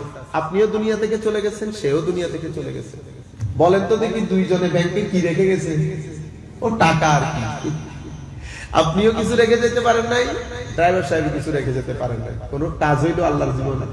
আপনি খেয়ে চলে গেছেন, টাকাগুলো পড়ে আছে। সেও তার টাকা, 1000 টাকা হোক আর 100 টাকা হোক, দুইজনে কিন্তু টাকাটাই রেখে গেছেন। এন্ড অফ দা ডে দুইজনের কন্ট্রিবিউশন সমান হয়ে গেছে।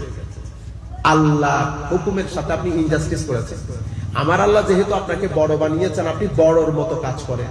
কিছু জিনিস রেখে যান যেন মানুষ আপনাকে স্মরণ করে। যারা কিছু জিনিস রেখে যেতে না পারে, এটাকে বলে ফুটপ্রিন্ট। আপনি ফুটপ্রিন্ট যদি রেখে যেতে না পারেন, তো পৃথিবীর মধ্যে আসা যাওয়া এক ধরনের হয়ে গেল। তাইলে আমি আর বড় ছোট কোনো কিছু হইল না। এবার আপনি বাসার মধ্যে গিয়ে চিন্তা করবেন ফুটপ্রিন্ট কেমনে রেখে যাবেন। আপনার ইনকাম 2 লাখ টাকা, আপনি 2 লাখ টাকা সব খায় ফেলবেন। কেন খায় ফেলবেন? আপনার সমাজের মধ্যে অনেক ব্যক্তি আছে যাদের 1000 টাকা ইনকাম নেই। আপনি 2 লাখ টাকা থেকে বিসমিল্লাহ করে কিছু জিনিস বের করেন। আপনার সমাজের মধ্যে যারা গরিব গুরব আত্মীয় স্বজনের মধ্যে আছে, সাধ্য মতো স্পন্সর করেন। আপনি ইজিলি 2 লাখ টাকা থেকে 10,000 টাকা বের করা কোনো ব্যাপার না, কোনো ব্যাপার না। সেটা আপনার ব্যক্তির মানসিক ব্যাপার। আপনি যদি মনে করেন না 2 লাখ নেই, 1,90,000, অটোমেটিকলি দেখবেন যে 10 বের হয়ে গেছে। 10,000 টাকা দিয়ে 2টা পরিবারকে ইজিলি স্পন্সর করা যায়। 2টা পরিবারকে 5,000 দিলে বিশ্বাস করেন, বাংলাদেশে যে সমস্ত ঘরে যাদের জামাই মারা গেছে অল্প বয়সে, এখানে তো আর রাষ্ট্র হেল্প করবে না। বুঝতে পেরেছেন? এই হেল্পটা আপনি করেন। মানুষকে সহযোগিতা করা মানে বাজার থেকে শান্তি কিনে ঘরে নিয়ে আসা, এক কথা। এটা ছাড়া, দেওয়া ছাড়া পৃথিবীতে আর কোথাও শান্তি নেই। আপনি কোটি টাকার মালিক হন, না দিলে শান্তি আসে, না দিলে শান্তি নেই। আমি আপনাদেরকে যে জিনিসটা বোঝাতে চাচ্ছিলাম, একটু দরুদ শরীফ পড়ি। সাল্লি আলা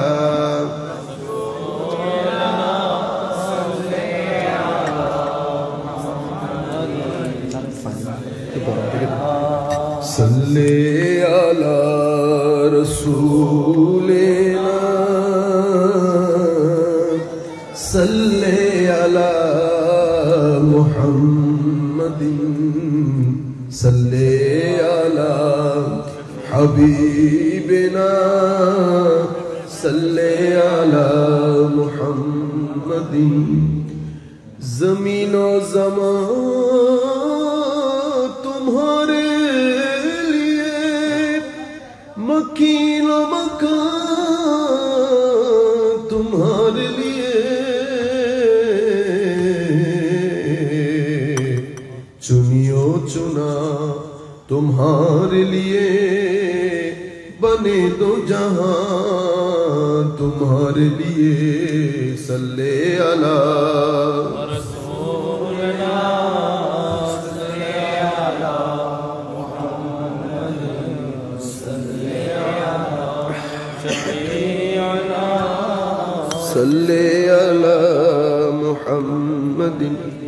এখন দেখেন আমেরিকা বলেন, ইংল্যান্ড বলেন, সব বড় বড় বিশ্ববিদ্যালয়, তাদের ক্রাইম রেটও বেশি, রেপও বেশি, ড্রাগ ডিলিংও বেশি, আত্মহত্যাও বেশি।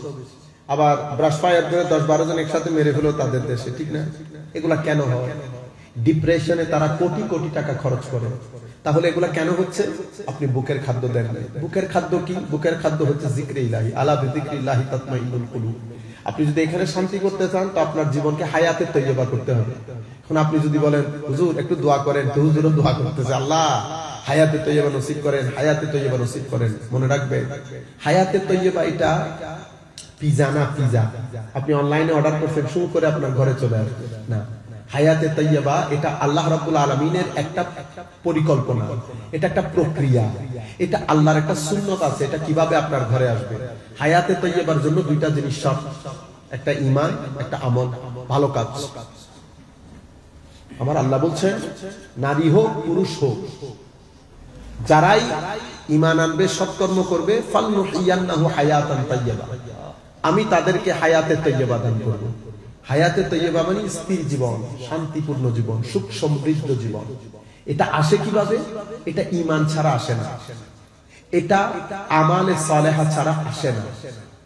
ঈমান কি জিনিস? ঈমান ইশকে রাসূলের নাম।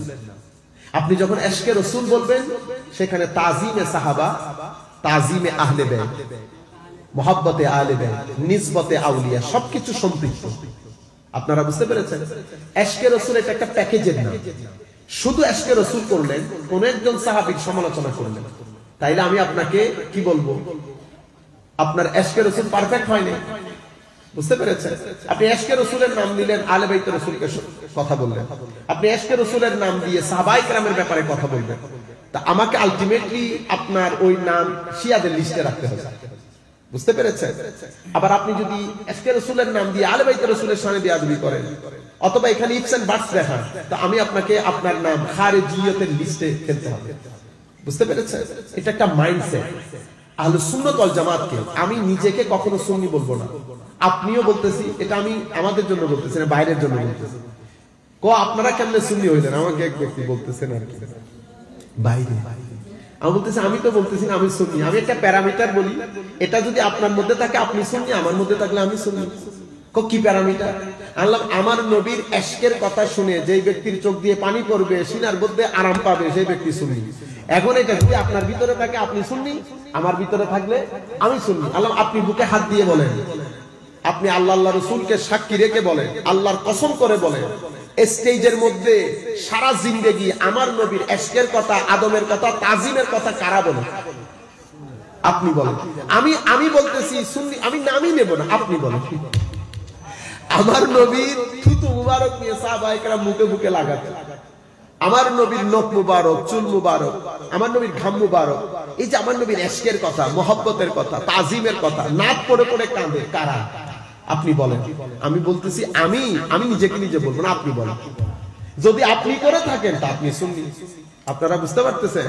তাইলে ঈমানের মারকাজ মেহওয়ার, যেটার উপর ঈমান নির্ধারিত হয়, সেটা হচ্ছে ইশক, তাজিম, আদবে রাসূল সাল্লাল্লাহু আলাইহি ওয়াসাল্লাম। তো যেই ব্যক্তির ভিতরে ইশকে রাসূল থাকবে, সেই ব্যক্তির ভিতরে ঈমান আছে, সেই ব্যক্তি কখনো ডিপ্রেশনে আসবে না। তাইলে আমি বলতেছি ইশকে রাসূলের মধ্যে আরো তিনটা জিনিস জড়িত: হুব্বে আহলে বাইত, তাজিমে সাহাবা, নিসবতে আউলিয়া। এই দুইটা, তাজিমে সাহাবা, সাহাবার শানে বেয়াদবি, আহলে বাইত রাসূলের শানে বেয়াদবি, এটা আপনাকে কুফর পর্যন্ত নিয়ে যাবে। বুঝতে পেরেছেন? কারণ আপনি একটা ভাইরাস যখন গিলেছেন, 10 ভাইরাস আপনাকে অ্যাটাক করবে, আপনার ভিতরটা দুর্বল করে ফেলবে, ক্যান্সার হয়ে যাবে আকীদার শরীরের মধ্যে। আপনারা বুঝতে পেরেছেন? নিসবতে আউলিয়ার ক্ষেত্রে তাকফীর কুফরের পর্যায়ে হয় না, কিন্তু আপনার ঈমান অনিরাপত্তায় পড়ে যায়। কেন? আউলিয়া ইকরামের শানে বেয়াদবি করলে আল্লাহ যুদ্ধের ঘোষণা দেন, মানে আপনি আল্লাহর সাথে যুদ্ধ করে পারবেন না, তো আপনার ঈমান অনিরাপদ হয়ে যায়। সেই কারণে আমি আপনাদেরকে কি বলছি, হায়াতে তাইয়্যিবার মূল হচ্ছে ঈমান এবং আমলে সালেহ। ঈমান আমার নবীর ইশক মুহাব্বতের নাম। ইশক আরো তিনটা জিনিসের নিসবতকে ওয়াজিব করে দেয়। ফুল প্যাকেজ হলে তখন আপনি বলতে পারবেন আপনার ভিতরে মহব্বত আছে, ঈমান আছে, আপনি সুন্নি মানুষ। আপনারা বুঝতে পেরেছেন? আমলের ক্ষেত্রে আমল আবার দুই ধরনের, একটা আল্লাহ কেন্দ্রিক, একটা বান্দা কেন্দ্রিক। আমরা কি করি, নামাজ পড়ে এসে রিকশাওয়ালার মুখে থাপ্পড় মেরে দেয়, আপনি গন্ডগোল করে ফেলছেন, আপনি আমল বুঝতে ভুল করছেন। আপনি নামাজ পড়ছেন তো, আমার নবী আমাদের হযরত আলী কারামাল্লাহু ওয়াজহুল কারীম মুসল্লি 5 ধরনের হয়, অথবা আপনি 4 ধরনের হয়। মুসল্লি কয় ধরনের হয়েছে? 4 ধরনের। এক ধরনের কে বলে মুসল্লি মুকাররব। এরা কোন মুসল্লি? যাদের নামাজের মাধ্যমে আল্লাহর নৈকট্য অর্জিত হয়ে বেলায়েতের মাকাম পেয়ে যায়। তাইলে আমার নামাজ আর আল্লাহর ওলিদের নামাজ এক হইল? এক হয় না। আচ্ছা, দ্বিতীয় মুসল্লি কারা? দ্বিতীয় মুসল্লি হচ্ছে মুসল্লি মুফলেহ। মুফলেহ মানে এরা সফল। এরা কারা? ক্বাদ আফলাহাল মুমিনুনা আল্লাযীনা হুম ফি সালাতিহিম খাশিউন। যাদের নামাজের মধ্যে একাগ্রতা আছে। একাগ্রতা এটা কি? একাগ্রতা মানে উনি যখন নামাজে দাঁড়িয়েছেন, ওনার ভিতরও নামাজে দাঁড়িয়েছে। উনি যখন মুখে আল্লাহু আকবার বলতেছেন, ওনার অন্তঃকরণে আল্লাহু আকবরের ধ্বনি প্রতিধ্বনিত হয়। উনি যখন সুবহান রাব্বিয়াল আযীম বলেন, ওনার অন্তঃকরণে আল্লাহর আজমতের সমুদ্রের মধ্যে ওনার ভিতরের জগৎ সাঁতার কাটে তবে। বুঝতে পেরেছেন? এদেরকে বলে মুসল্লি মুফলিহ। এরা সফল, এরা সফল। এদের নামাজের মাধ্যমে এরা আল্লাহর নৈকট্য পায়। এদের নামাজের মাধ্যমে এরা রুকুর যোগ পায়, সিজদার যোগ পায়। এদের মধ্যে একটা সত্যিকার অর্থে আল্লাহর তাওহীদ প্রতিষ্ঠিত হয়। এরা হচ্ছে মুসল্লি মুফলিহ। তৃতীয় প্রকার বলে মুসল্লি মাজুর। মুসল্লি মাজুর কারা? মুসল্লি মাজুর হচ্ছে আমাদের মতো লোকগুলা। আমি দাঁড়াইছি, মনকে টেনে টুনে এনে দাঁড়াইছি, দাঁড় করাইছি নামাজের মধ্যে। ও 2 মিনিটের মধ্যে মন নাই, গেছে আরেক জায়গায়। আমি আমার মতো করে, যেহেতু আমরা ডেইলি নামাজ করি, এটা প্র্যাকটিস হয়ে গেছে, প্র্যাকটিস হয়ে গেছে। কিন্তু আমাদের নামাজের মধ্যে আমাদের মন থাকে না। যখন নামাজের মধ্যে মন থাকে না, তো আপনি নামাজ পড়লে, আপনি যখন সূরা ফাতিহা পড়েন, আল্লাহ কিন্তু আপনার সাথে কথা বলে। আপনি দাঁড়ালেন না এভাবে, এ দাঁড়াইছেন সুবহানাকা আল্লাহুম্মা ওয়া বিহামদিকা পড়তেছি না, আল্লাহু আকবার, চুপচাপ, তো শুনশান নীরবতা, সর্বোচ্চ ভদ্রতা অ্যাপ্লাই করে। ইবাদত কাকে বলে? ইবাদত বলে তাযাল্লুল, মানে আপনি যতটুকু ভদ্র হতে পারেন, লাস্ট সীমানা, সেই পরিমাণ ভদ্র হয়ে আল্লাহর দরবারে দাঁড়াবেন, আদা প্যান হবে। অতঃপর আপনার শরীরের সর্বোত্তম অংশ মাথা, সেই মাথার সর্বোত্তম অংশ কপাল, সেই কপালকে যখন আস্তা মাটির মধ্যে রেখে দিবেন, আল্লাহর বরত্বের বর্ণনা করে, সেটাকে সালাত বলে, ইবাদত বলে। সেটা আপনার দাঁড়ানো, রুকু সবকিছু থেকে আসতে হবে, বুঝা যেতে হবে যে মানুষ নামাজ পড়ছে। তো আমি যখন দাঁড়াবো, আমার ভিতরও দাঁড়াইতে হবে। মানে আমি দাঁড়াইলাম, আমার ভিতর দাঁড়াই না, আমি টানাটানি করতেছি, এই বের হয়, আমি ঢুকাই, বের হয়, ঢুকাই। এটাকে বলে মাজুর। আমার আল্লাহ এদেরকে ক্ষমা করে দেবেন হয়তো, আল্লাযীনা জাহাদু ফিনা লানাহদিয়ান্নাহুম সুবুলানা। তৃতীয় প্রকার, চতুর্থ প্রকার মুসল্লি, এরা কে? মুআক্কাব। আল্লাহুম্মা সাল্লি আলাইহি সালাতু ইয়া রাসূলুল্লাহ আলাইকুম সালামুন ইয়া হাবিবাল্লাহ আলাইকুম। আমি বুঝাতে চাইতেছি, এরপরে আরেক ধরনের মুসল্লি আছে। এই ধরনের মুসল্লিদেরকে আল্লাহ শাস্তি দান করবেন। চিন্তা করতে পারবেন, মুসল্লি আবার শাস্তি পাবে। এরা কারা? এরা ফাওয়াইদুল লিল মুসল্লি। এরা এমন মুসল্লি যারা নামাজের রুকুন আরকানের আদাবের খেয়াল করে না, ওয়াক্তের খেয়াল করে না। সে তার কাজের মধ্যে থাকে, নামাজের ওয়াক্ত শেষ হয়ে যাচ্ছে, তাড়াহুড়া করে পড়ে, আদব নাই, রুকুন আরকানের ঠিক নাই, মানুষকে দেখানোর জন্য নামাজ পড়ে। এই মুসল্লিকে আল্লাহ সাজা দেয়। যেন আমার নবী সাল্লাল্লাহু আলাইহি ওয়াসাল্লাম হাদিসে পাকের মধ্যে আমার নবী ইরশাদ করেছেন যে, যেই নামাজের মধ্যে মাল্লাম তানহাহু সালাতুহু আনিল ফাহশাই ওয়াল মুনকার লা সালাতা লাহু, অন্য রাওয়ায়াতের মধ্যে আসছে মাল্লাম তানহু সালাতু আনিল ফাহশাই ওয়াল মুনকার লাম ইয়াজিদ মিনাল্লাহি ইল্লা বু'দা আও কামা ক্বালা নবী সাল্লাল্লাহু আলাইহি ওয়াসাল্লাম। তো যে ব্যক্তির নামাজ তাকে অশ্লীল খারাপ কাজ থেকে বিরত রাখে নাই, সেই ব্যক্তির নামাজ তাকে আল্লাহ থেকে দূরে সরিয়ে দেয়। আর অন্য হাদিসের মধ্যে আমার নবী বলছে তার কোনো নামাজই নেই, অর্থাৎ তার নামাজ পরিপূর্ণ না, তাকে উল্টা ফাওয়াইলুল লিল মুসাল্লিন বলছে আমার আল্লাহ, মানে আমার আল্লাহ তাকে শাস্তি দিবে, ধ্বংসপ্রাপ্ত মুসাল্লি। 4 ধরনের হয়ে গেল। কিন্তু আমরা যারা স্বাভাবিকভাবে নামাজ দোয়া করি, আপনি দেখেন আমাদের 30 বছর 40 বছর পর্যন্ত নামাজ পড়েছে, আমাদের নামাজের কোয়ালিটির মধ্যে কিন্তু কোনো পরিবর্তন আসে না, যেই লাভ সেই লাভ। এটা কেন? কারণ আমরা কোনোদিন চিন্তাও করি না যে এখানে একটা পরিবর্তন আনতে হবে। আমি আল্লাহর দরবারে দাঁড়িয়ে আছি। মনে রাখবেন, আপনার নামাজ এবং আপনার সামগ্রিক জীবনের অরাজকতা এটা একসাথে কখনো যাবে না।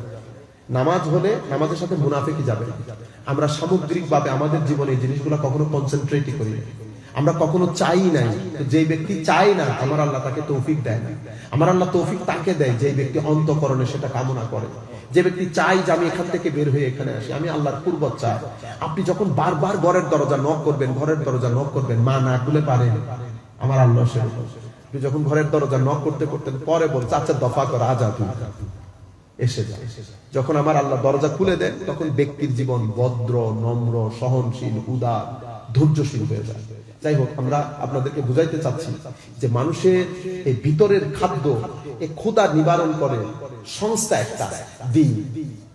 হযরত নূহ আলাইহিস সালামকে আল্লাহ নৌকা বানাইতে বললেন কেন? আমার আল্লাহর পক্ষ থেকে আল্লাহ যেমন আপনার এখানে খাদ্যের ব্যবস্থা করেছেন, আল্লাহ যেমন এখানে একটা পরিবেশ দিয়েছেন, ওয়েদার দিয়েছেন থাকার জন্য পৃথিবীতে, সেভাবে আমার আল্লাহ আপনাকে হেদায়েত দান করেছেন। কেন?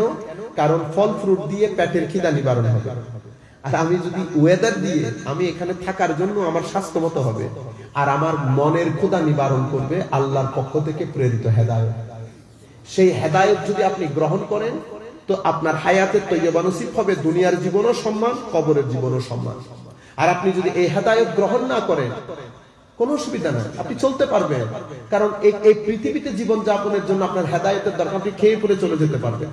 আপনি বুঝতে পারবেন, যেহেতু আল্লাহ আপনাকে ব্রেন দান করেছেন, খাদ্য আছে, আর আমার আল্লাহ রহমান, আমার আল্লাহ আপনি এখানে মানতেছেন কি মানতেছেন এগুলা কেয়ার করেন না। আপনার প্রয়োজন মাফিক আমার আল্লাহ রহমত করে ফেলবেন আপনাকে। কিন্তু একটা জিনিস মাথায় রাখবেন, পৃথিবীর জীবনে হায়াতের তৈয়বা নসিব হবে না। হায়াতের তৈয়বা নসিব হবে যদি হেদায়েত গ্রহণ করেন। হায়াতের তৈয়বা মানে স্থির জীবন, শান্তিপূর্ণ জীবন, কায়ানাত আমিনাতাম মুতমাইন্না, এমন জীবন যেই জীবনে স্যাটিসফ্যাকশন আছে। আপনার জীবন থাকবে অস্থির জীবন, আপনার জীবনে স্থিতিশীলতা থাকবে না, পারিবারিক জীবনের মধ্যে শান্তি থাকবে না, ছেলে মেয়ে নিয়ে আপনি সুখ শান্তত্ব জীবন পরিচালনা করতে পারবেন না, মেয়ে আপনার কথা শুনবে না, ঘরের মধ্যে আগুন জ্বলবে, পাগল হয়ে যাবে, অতঃপর আপনাকে ডিপ্রেশনে পেয়ে বসবে, অতঃপর আপনি মদ্যপানে যেতে হবে। এগুলো সব একটার সাথে একটা ইন্টারলিঙ্ক। কেন? আপনি আমার নবীর দিন ছেড়ে দিয়েছেন। তো দিন যদি আপনি রাখেন, নূহ আলাইহিস সালামের নৌকায় উঠতে পারবেন। দিন যদি না রাখেন, ওই সমুদ্রে ডুবে মরতে হবে। এখন কিন্তু আর সমুদ্রে ডুবে মরতে হচ্ছে না, কারণ আমার নবী আছেন রাহমাতুল লিল আলামিন। আযাব এখন আসবে না। এখন আপনি কি ফিল করবেন? তো এখন হচ্ছে আপনি ডিপ্রেশন, অশান্তি, আপনি অশান্তি থেকে নিজেকে বাঁচাতে পারবেন না। আপনার এই জায়গা হেদায়েত কি জিনিস? হেদায়েত দিন কি জিনিস? দিন হচ্ছে আকীদা, আমল, আধ্যাত্মবাদ, শরীয়ত, তরিকত, মারিফত। এখন এই জিনিসগুলা আপনাকে কে শিখাবে? আপনি কোত্থেকে শিখবেন? এগুলা শিখাই হচ্ছে বর্তমান আমার নবী থেকে সাহাবায়ে কেরাম, তাবেঈন, আতবাউ তাবেঈন, অতঃপর পৃথিবীতে পরিবর্তন এসেছে। এরপর আমরা ইনস্টিটিউশনের মধ্যে চলে গেছি, শিক্ষা প্রতিষ্ঠানের মধ্যে। এই জিনিসগুলা পাবেন আপনি শিক্ষা প্রতিষ্ঠানে। তাহলে বর্তমানে এশিয়া মহাদেশে আমাদের জামিয়া সহ আরো আহলে সুন্নাত ওয়াল জামাতের যে সমস্ত মাদ্রাসাগুলো সব মিলায়, কিন্তু এই ক্ষেত্রে একটা জিনিস মাথায় রাখবেন যে এখানে হিংসা বিদ্বেষের জন্য না। এখানে একটা জিনিস মাথায় রাখবেন, এখানে জামিয়ার কোনো জুরি নাই, জামিয়ার কোনো মেসাল নাই। হয় না আল্লাহ রাব্বুল আলামিন একটা জিনিসকে মেসাল বানান, মেসালি বানান, একটা জিনিসকে সিম্বল হিসেবে তৈরি করেন, একটা জিনিসকে আপনি মডেল বানান, ব্র্যান্ড বানান। জামিয়া হচ্ছে সুন্নিয়তের ব্র্যান্ড। আপনারা বুঝতে পেরেছেন? এটা আল্লাহ। এখন আমি এটার জন্য যদি হিংসা করি, আমি হিংসা করে লাভ নাই। তো এটা আপনার মানসিক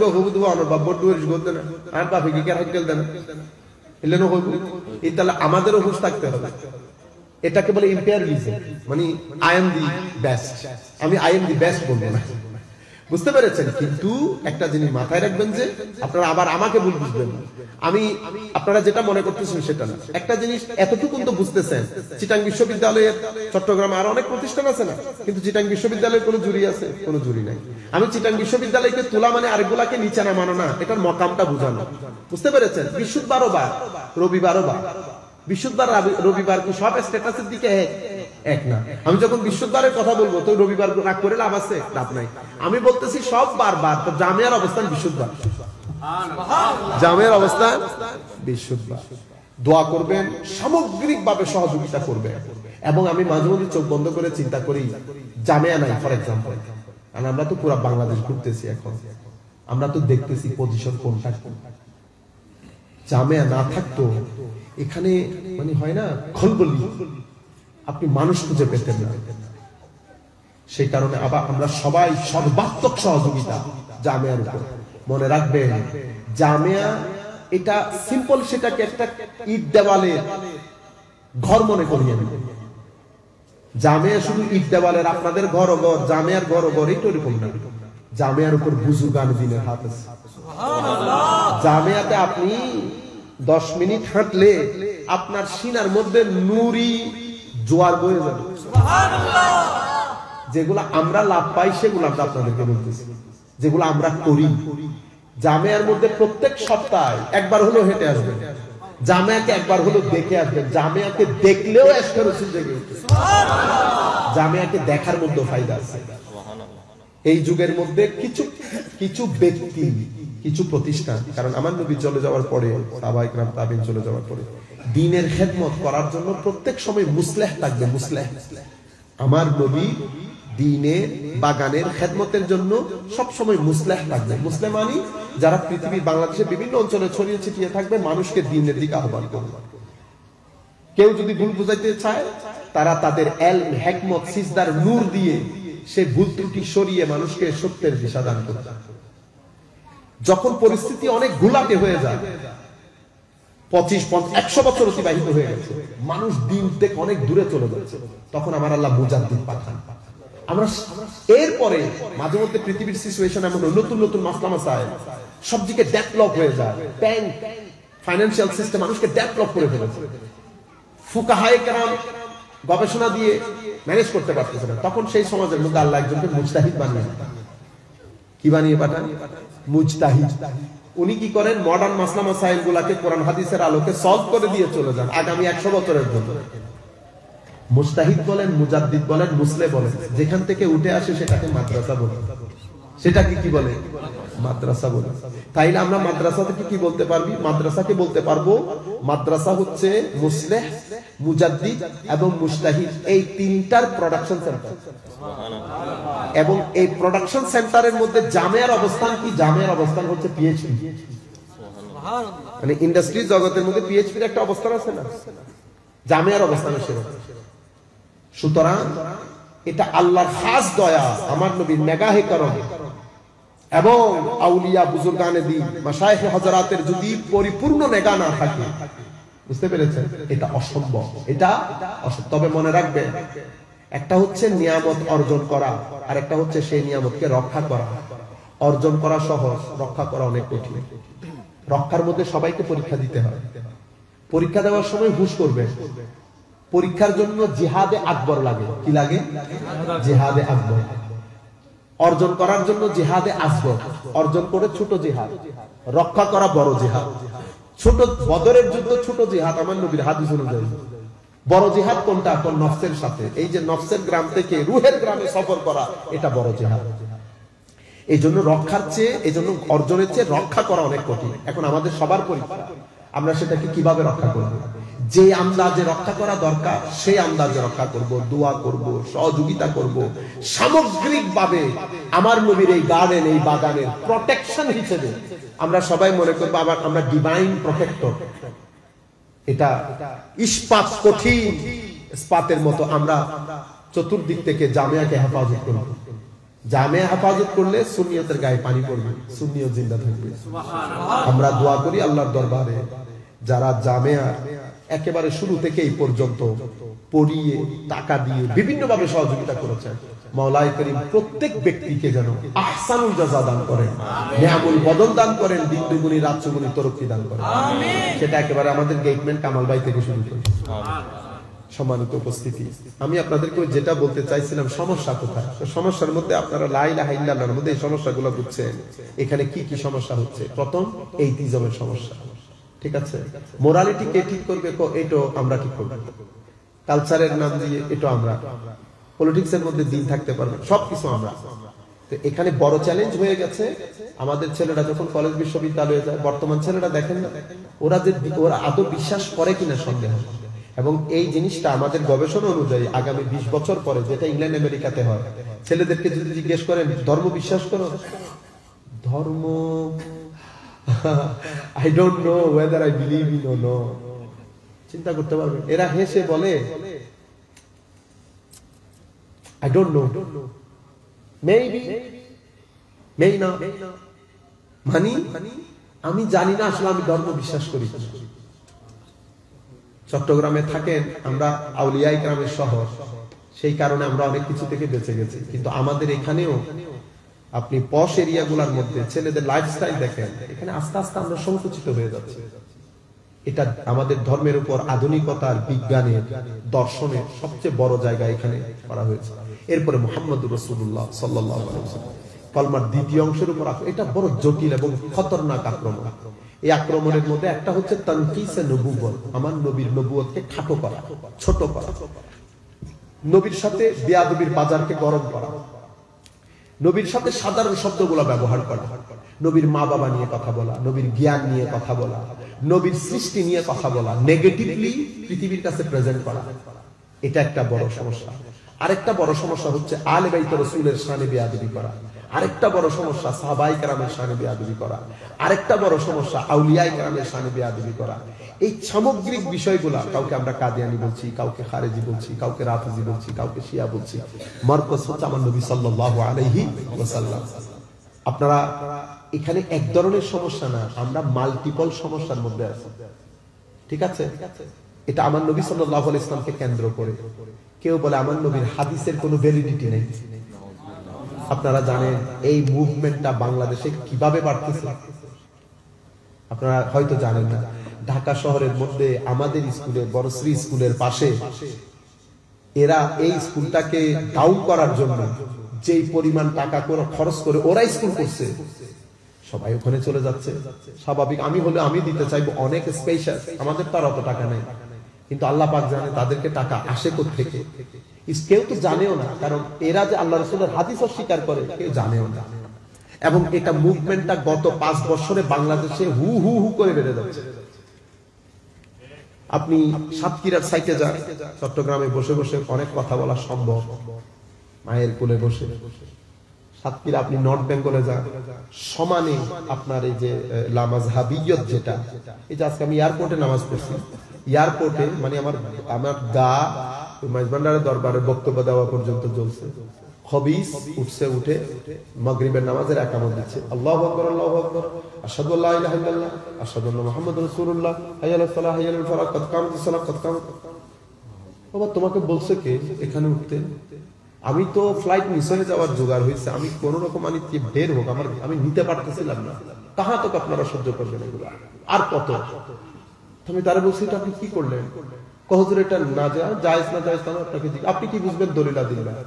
কেন আমি বুঝবো না? আল্লাহ আপনি দলিল কাকে বলে যদি এটা আমাকে বলতে পারেন, দলিল কাকে বলে যদি এটা বলতে পারেন, এই মুহূর্তে আমার পকেটে যা টাকা আছে দিয়ে দিবে। দলিল কাকে বলে বলতে পারবে? দলিলের অর্থ ফাইজলামি পাইছে। আপনি এতগুলা মুসলমান এখানে নামাজ পড়তেছে, আপনাকে কে বলছে একামত দিতে? আল্লাহ আপনি আমাকে জিজ্ঞান কেন গেছেন? আপনি কেন গেছি? আল্লাহ আপনি এই ফিতনাটা মানুষের মধ্যে ছড়াই দিচ্ছেন, আপনাকে টাকা দেয়, আপনি মিনিমাম 10,000 টাকা করে পান মাসে। চুপ করে আচ্ছা ঠিক আছে হুজুর চলে যাচ্ছে।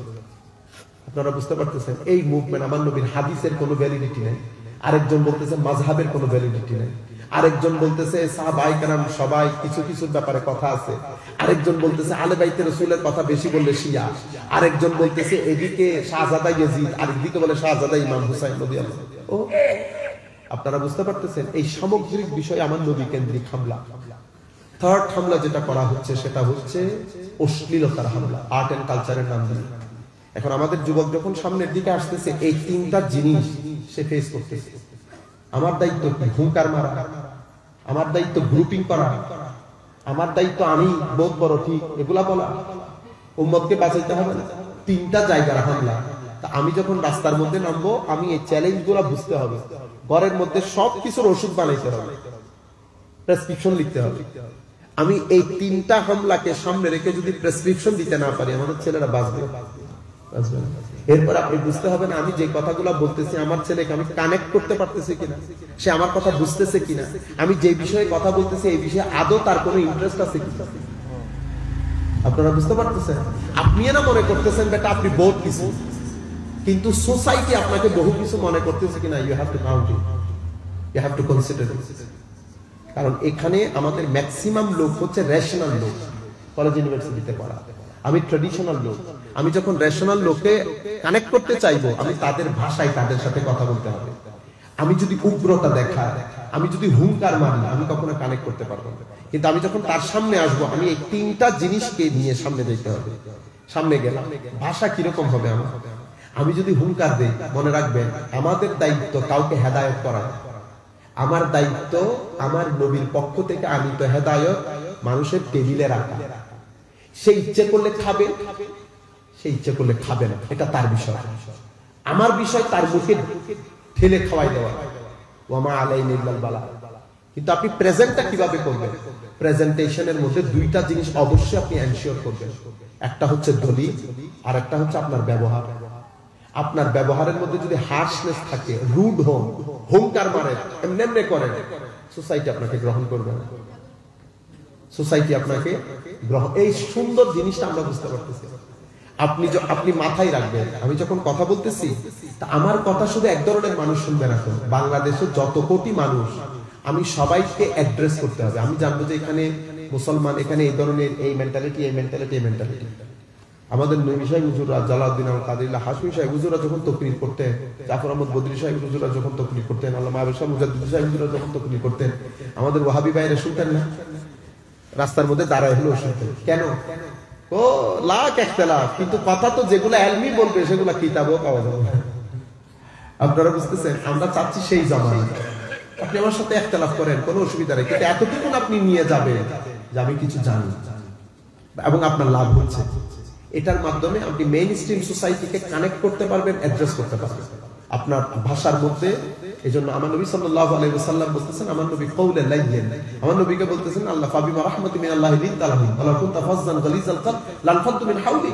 আপনারা এই আয়াতগুলো আমাদের পড়া দরকার। হাবিব, আপনার উপর আল্লাহর বড় দয়া, আপনি অনেক জেন্টল, অনেক ভদ্র, অনেক নম্র।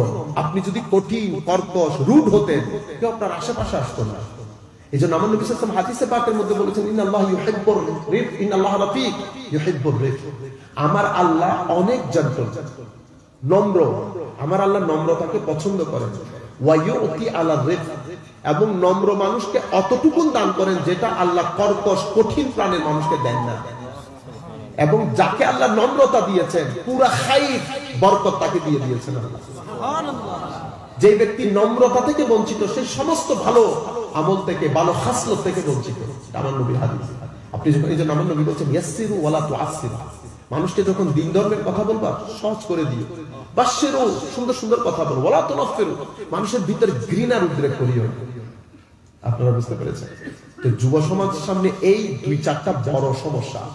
তো একটা সমস্যা তাদেরকে লা দিনিয়তের দিকে নিয়ে যাচ্ছে, মানে দিনহীন জীবন। আরেকটা সমস্যা তাদেরকে অশ্লীলতার দিকে নিয়ে যাচ্ছে।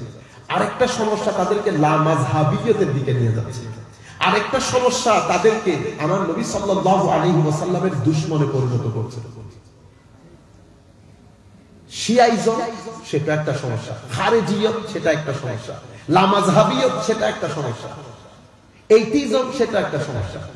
আমরা যদি সব ইজম গুলোকে স্টাডি না করি, মেন্টালিটি না বুঝি, এবং এটাকে তুলে ধরার জন্য আমি অমুক খারাপ বলবে, কেউ শুনবে না।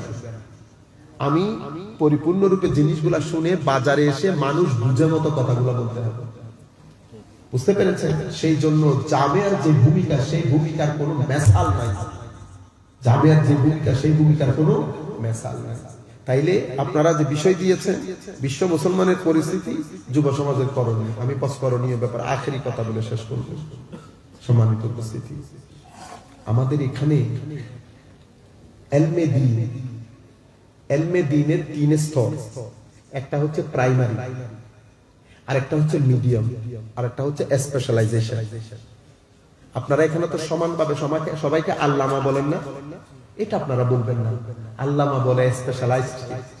আমাদের সমাজে পুরা বাংলাদেশ খুঁজলে আল্লাহ পাক জানে আল্লামা কয়জন পাওয়া যায়, কিন্তু আপনারা আমাদেরকে লেখেন না এখানে আল্লামা। এগুলো বেয়াদবি, শব্দের সাথে বেয়াদবি, এটা করবেন না।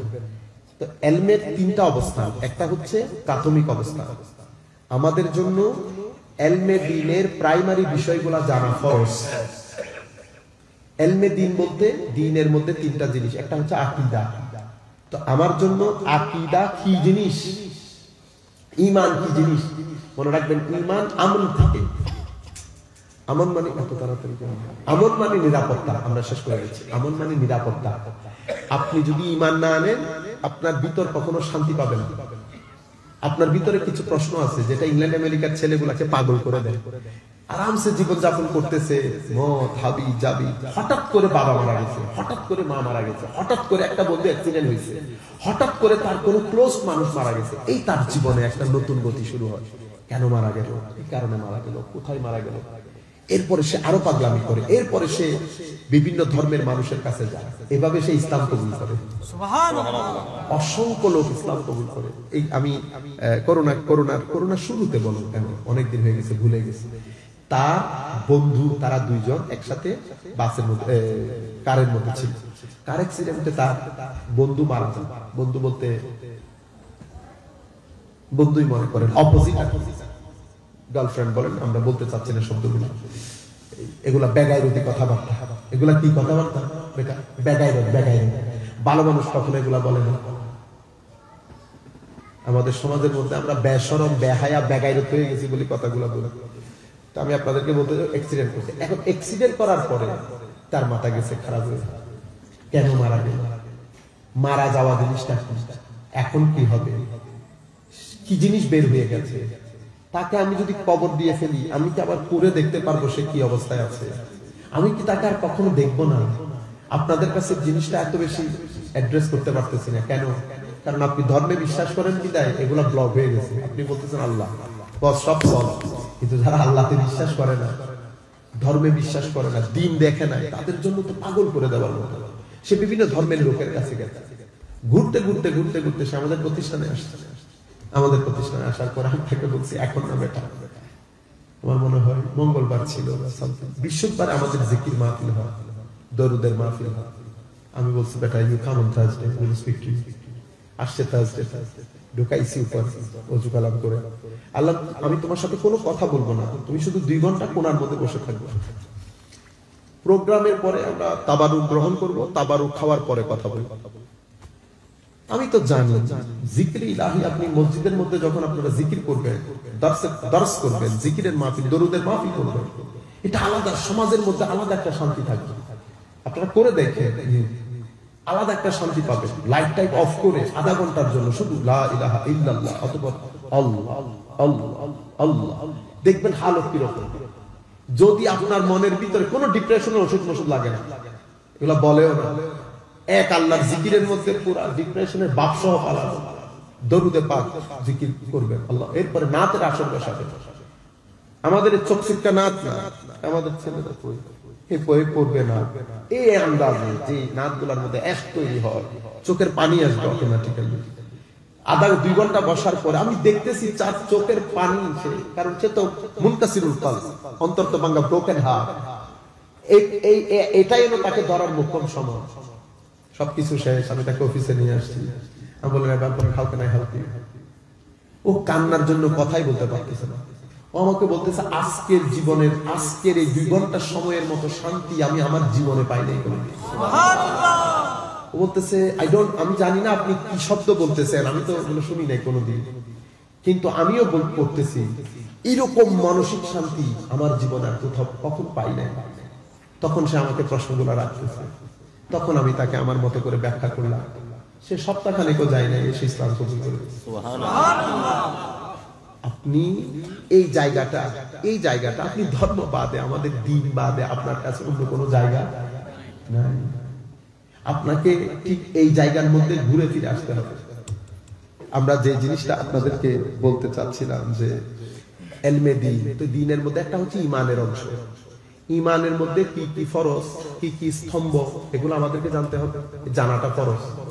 ইমানের 7 স্তম্ভ, নবী রাসূল, আল্লাহ, যতটুকুন জানা, আল্লাহর তাওহীদ, আমার নবীর ইশক, আদব, মুহাব্বত, এগুলা জানা, এগুলো আমাদের জন্য ফরজ, 2 জীবনের জন্য, দুনিয়ার জীবনের জন্য এবং আখিরাতের জীবনের জন্য। এটা যদি আপনি এখানে না শিখেন, আপনার ভিতরে স্থিরতা পাবেন।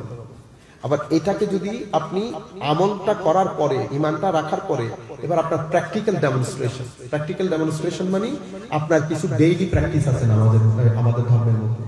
ডেইলি প্র্যাকটিস 5টার মধ্যে আবার যাকাত সবাই দেয় তাদের টাকা আছে, রোজা সবাই রাখে না যারা রাখতে পারবে, হজও সবাই, একটা ইবাদত এমন যেটা সবার জন্য সার্বক্ষণিক, সেটা সালাত। নামাজকে বলে ডেইলি প্র্যাকটিস। ডেইলি প্র্যাকটিস মানে আপনার দৈনন্দিন জীবনে 5 বার আল্লাহর দরবারে দাঁড়াবেন। যখন আপনি আল্লাহর দরবারে দাঁড়াবেন, দুনিয়াতেও শান্তি পাবেন, কবরেও শান্তি পাবেন। আপনি 2 হিসাব আপনার কনফার্ম হয়ে যাচ্ছে, ঠিক আছে? তো নামাজের মধ্যে ফরজ, ওয়াজিব, কি কারণে নামাজ ভাঙে, নামাজের আদাব, খুশু, খুদু, এগুলা জানা, যতটুকুন জানা করা ফরজ, ততটুকুন জানো ফরজ। এগুলার সাথে আবারও বলতেছি, এগুলার সাথে আপনার, যেমন আপনাকে বলতেছে না যে আপনি 7 বছর বয়স থেকে নামাজ শুরু করেন, 10 বছর বয়সে নামাজের জন্য জোর দেন। কেন বলা হচ্ছে? কারণ আপনি যখন দুনিয়াতে চলাচল শুরু করবেন, এই দুনিয়া 3টা জিনিসের সৌন্দর্যে ভরা, নারী, সম্পদ এবং পাওয়ার। আপনার ভিতরে আল্লাহ নফস দিয়েছে। আপনি যখন দুনিয়াতে আসবেন, এই 3টা জিনিস আপনাকে টানবে। আপনি যদি এই জায়গাতে ব্যালেন্স করতে চান, আপনাকে অবশ্যই নামাজ পড়তে হবে। তা আমার নবী কি বলেছেন? 7 বছর থেকে পড়াও, 10 বছরে জোর দাও। তো এগুলোর জন্য যেভাবে যা যা জিনিস জানতে হবে, মানে করতে হবে, সেই জিনিসগুলো জানা। আপনি নামাজের ফরজ জানেন না, নামাজের ওয়াজিব জানেন না, কি কারণে নামাজ ভাঙে জানেন না, বুঝতে পেরেছেন? নামাজের সুন্নত জানেন না, নামাজের ফরজ ওয়াজিব জানেন না। এরপর আপনি যদি মাহফিলের মধ্যে বড় বড় বিষয় দেন, আমার নবী নারাজ হয়ে যাবেন, বেটা সাধারণ জিনিস জানো না তোমরা, আবার বড় বড় জিনিস। আপনারা বুঝতে। এরপর এহসান মানে আপনার ভিতরে ওই যে নফসের শহর থেকে রুহের শহরে সফর কেমনি করবেন। আমি আমার ছেলেকে বুঝাইতে হবে, বেটা এই সমস্যা তোমার জীবনে, অহংকার, হিংসা, বিদ্বেষ, আমরা এইভাবে ব্যবহার করবো, মানুষের সাথে এইভাবে কথা বলবো। দ্বীনের এই 3টা জিনিসগুলা, এগুলা হচ্ছে দ্বীনের ইলম। এটা দ্বীনের ইলম কেন শিখবেন? কারণ এটা আপনার জীবনে রব্বানা আতিনা ফিদ দুনিয়াও করবে, ওয়া ফিল আখিরাতি হাসানা, দুনিয়ার জীবনের কল্যাণ নিশ্চিত করবে, আখিরাতের জীবনের কল্যাণ নিশ্চিত করবে। আমরা আবার সময় যতটুকু এলাও করেছেন বলেছি। আল্লাহ রাব্বুল আলামিন আমাদের হামিদ নাসির হুকুম মাওলাই করিম আমাদেরকে কবুল করুন। আল্লাহুল আলিম। রব্বানা যালামনা আনফুসানা ওয়া ইল্লাম তাগফির লানা ওয়া তারহামনা লানাকুনান্না মিনাল খাসিরিন। মাওলাই করিম আমাদের এই আজকের আয়োজন আপনার দরবারে কবুল করুন মাওলা। আমাদের এই সওয়াব আমার নবীর দরবারে পৌঁছিয়ে দিন। আমিন। আম্বিয়া মুরসালিন, সাহাবায়ে কেরাম, আহলে বাইত রাসূল, তাবেঈন, আউলিয়া, সালেহিন, ইমাম, মুজতাহিদিন, মাশায়েখ সালাসিল তরিকত, আইম্মায়ে মাযাহিব আরবা'a, বিশেষ করে ইমামে আযম আবু হানিফা রাদিয়াল্লাহু তাআলা আনহু, এবং মাশায়েখ সালাসিল তরিকত, বিশেষ করে হুজুর গৌসুল আযম আব্দুল কাদের জিলানী রাদিয়াল্লাহু তাআলা আনহু। মাওলাই করিম বাংলার জমিনে যে সমস্ত ওলি, বুজুর্গ, আলেম, কামিল, তালাবাই দ্বীন, জাকিরিন, সালেহিনের মাধ্যমে দ্বীন প্রচারিত হয়েছে, প্রত্যেকের কবরে মাজারে আমাদের এই সওয়াবটুকু পৌঁছে দিন। আজকের এই মুহূর্ত পর্যন্ত মাওলা আল্লাহ আমাদের যত মুর্দেগান, পৃথিবীর যত আনাচে কানাচে যত নর নারী ইন্তেকাল করেছেন, এই অত্র এলাকার চতুর্পার্শ্বের মসজিদ ভিটায়, কবরস্থানে যত বান্দা বান্দিনী শায়িত আছেন, বিশেষ করে যে সমস্ত মরহুম মরহুমাদের আল্লাহ ইসালে সওয়াবের জন্য আজকের আয়োজন, প্রত্যেকের কবরে আমাদের এই সওয়াবটুকু পৌঁছে দিন।